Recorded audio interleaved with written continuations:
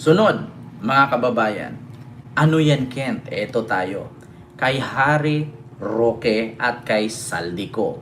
Nako, mga kababayan. Ano yan kay Harry Roque at kay Saldico? Mga kababayan, eto na po. Good news at bad news sa mga DDS.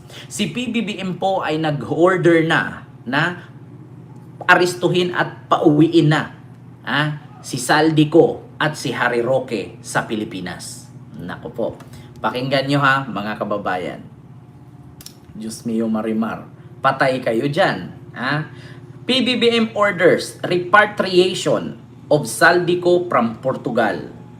Ito na, mga kababayan. Also just in, President Bongbong Marcos orders agencies to request the repatriation of fugitive Saldico from Portugal. This despite the two countries having no extradition treaty yet. Congressman or the former congressman is charged over his alleged involvement in the flood control scandal. Ayun na, mga kababayan. Bukod doon sa repatriation, kay Saldico, ito pa, mga kababayan, si Harry Roque. Naku po. Ano yan kay Harry Roque? Ito po, mga kababayan. Mismong sinabi ni DILG Secretary Jun Bicrimulya ang ganito. Canceled na ang passport ni Harry Roque. It's only a matter of time na pabalikin na siya rito sa Pilipinas. Nako po, mga kababayan. Halaka. Diyos mio marimar. Harry Roque, ano yan? Paano yan ngayon? Dalawa na kayo ni Saldico. Patay ka. Nako, at napansin at nasilip pa naman ng Malacanang or ng Palasyo ang anak ni Gloria Arroyo na ambasador dyan sa Austria. Baka Harry Roque, walang ligoy-ligoy, no? O sa madaling salita, without much ado, ladies and gentlemen, lapis at pentel pen. Pauuwiin na niya to si Roque. Kasi ang mangyari dito, mga kababayan, maiintriga ang anak ni Gloria Arroyo dito. Kasi bakit, mga kababayan? Nag-post kasi itong si Harry Roque kasama ang anak ni Gloria Arroyo, na kung saan ang anak ni Gloria Arroyo ay isang ambassador sa Austria. So ngayon, mga kababayan, ang mangyari dito, kung hindi gagalaw ang anak ni Gloria Arroyo, ang isip ng tao, tinulungan niya si Roque. 'Di ba? Pero kung ipapahanap niya ngayon kung saan si Roque sa Austria, 'di ba? Ipapahanap ngayon kung nasaan si Roque sa Austria, malamang may right siya kasi Philippine Embassy, ambasador siya doon eh. 'Di ba? So anong kwenta ng pagiging ambasador kung wala naman, kung wala namang kapangyarihan na gampanan ang kanyang trabaho? So kapag ba ikaw ambasador, tatanggap ka na lang ba ng sweldo? Hindi mo ba tutulungan ang gobyerno na nasa lugar na kung saan ka naging ambasador? Nandyan nagtago ang isang pugante? 'Di ba? Nako, mga kababayan. Ano kayang hitsura ni Harry Roque kapag ka nadampot na ito? Yun ang tanong ko ngayon, mga kababayan. Ano kayang hitsura ni Harry Roque kapag nadampot na siya? 'Di ba? Kasi sa totoo lang, mga kababayan, ganito po yan, may nakapasok daw na lamok. Hayaan niyo yung lamok na yan. Oo, nagdadala ng malaria yan. Ito, mga kababayan, Harry Roque. Naku po. Kahit si Claire Castro na nga nagsabi na kailangan... Sabi kasi nila na-alpuin nila yung passport. Sabi ko, alam ko yung passport niyo po, nandito dahil nag-apply po kayo asylum. Ano kung cancel nila, wala naman talaga sa akin passport ko. Yung sila sa pagkakansela nila ng passport, no, dahil wala naman sa akin. So, yun daw. So, ang sabi niya, Today, update of Harry Roque. Nasa Pilipinas siya mag-celebrate ng Chinese New Year. Sabi kasi nila na ano po Ayan. yung passport. Sabi ko, alam ko yung passport niyo po, nandito dahil nag-apply po kayo sa Natural. asylum. Eh ano kung cancel nila, wala naman talaga sa akin passport ko.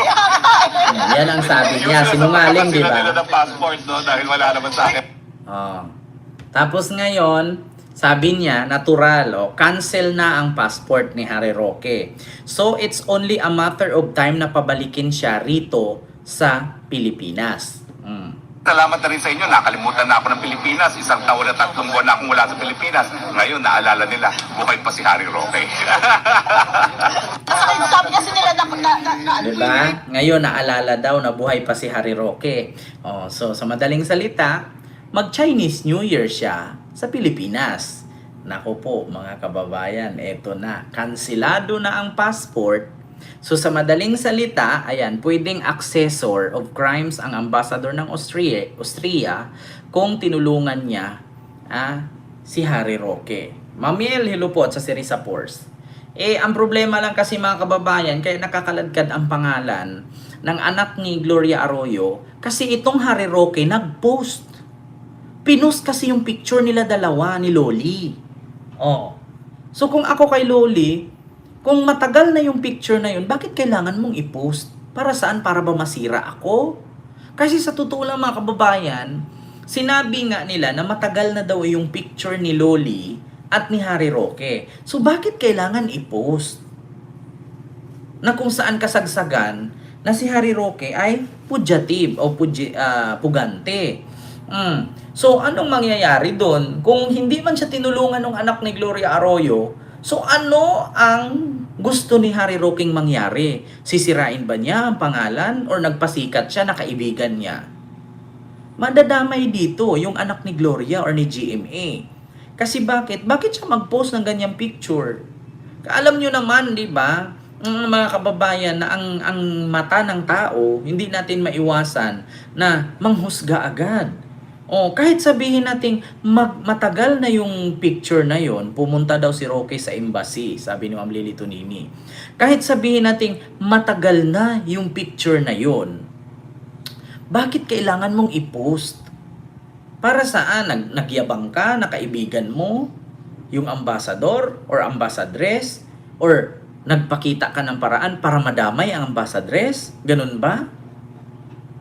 Kasi mga kababayan, bukod dito sa nakablock yung passport niya, ang kanya din pong pagiging lawyer ay na madidisbar na. Na kung saan mga kababayan, ang kanyang kapwa DDS lawyer ang siyang nagsampa ng disbarment case laban kay Harry Roque dahil sa pamimeke ng pulburon video ni PBBM. Biruin mo ha, kahit papano meron pa rin palang DDS na may utak. 'Di ba? Mga kababayan, isang kapwa DDS lawyer ni Harry Roque ang nagsampa or nag-file ng disbarment case laban kay Roque dahil sa pamimeke at paninira kay PBBM sa pamamagitan ng pulburon video. Mga kababayan. So hahanapin ko lang kung sino ito. Ayan. Harry Roque disbarment case. Ito According to Wikipedia, the free encyclopedia, in September 2024, Roque has been reported to face a pending disbarment petition filed by former NTC head Melvin Matibag. Matibag refused to divulge any details, but cited Roque's social media posts that included a pulveron video of President Bongbong Marcos allegedly snorting drugs. Diba? So yun po yun mga kababayan. No? In September 2024, Roque has been reported to face a pending disbarment petition filed by former NTC head Melvin Matibag o Attorney Melvin Matibag. Matibag refused to divulge any details but cited Roque's social media posts that include a pulburon video of President Bongbong Marcos allegedly snorting drugs. Yun po yun mga kababayan. At ito nga po si Harry Roque ay nanawagan po na sa Integrated Bar of the Philippines na i-cancel daw or i-denied itong disbarment case ni Harry Roque na final ni Attorney Milvin Matibag, no, dahil sa pamimiki ng video at paninira kay PBBM.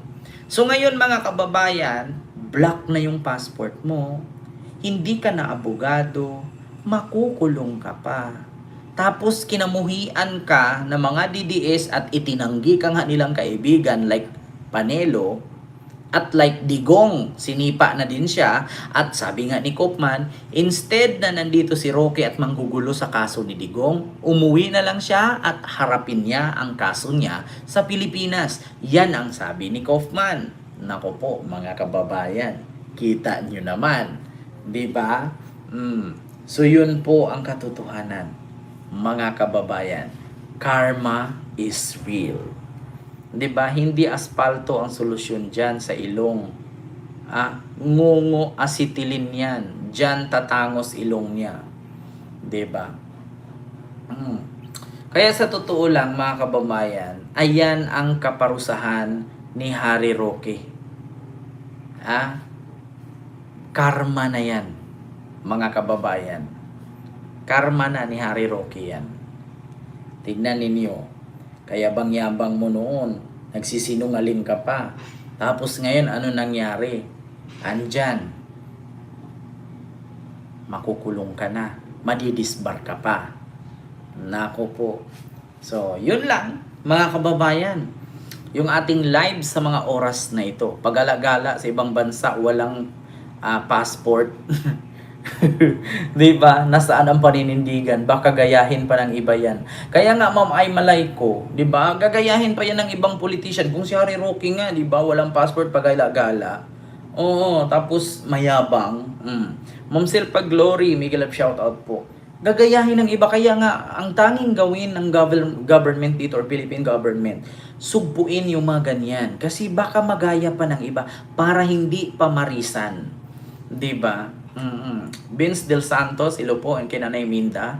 Ayan. So yun lang po mga kababayan, yung ating live sa mga oras na ito. Maraming salamat po sa inyong lahat, no?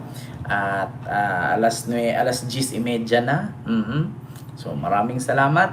Sabi ni Ma'am Merlita Manzano, meron akong itatanong sa mga viewers dito. Papayag ba kayo na ma-impeach si PBBM? Dapat suportahan na lang natin si PBBM na maging Prime Minister. Actually mga kababayan, si PBBM walang Mary Crispiatos. Yun lang aking reaksyon. Sinabi na din niyo si Claire yan. Si PBBM walang Mary Crispiatos. Kung ngayon, kung makitaan nila na may Mary Crispiatos si PBBM, so may impeach. Kung wala namang Mary Crispiatos katulad kay Sara, si Sara lang yun. Diba? So yun lang mga kababayan. Maraming salamat po sa inyong lahat.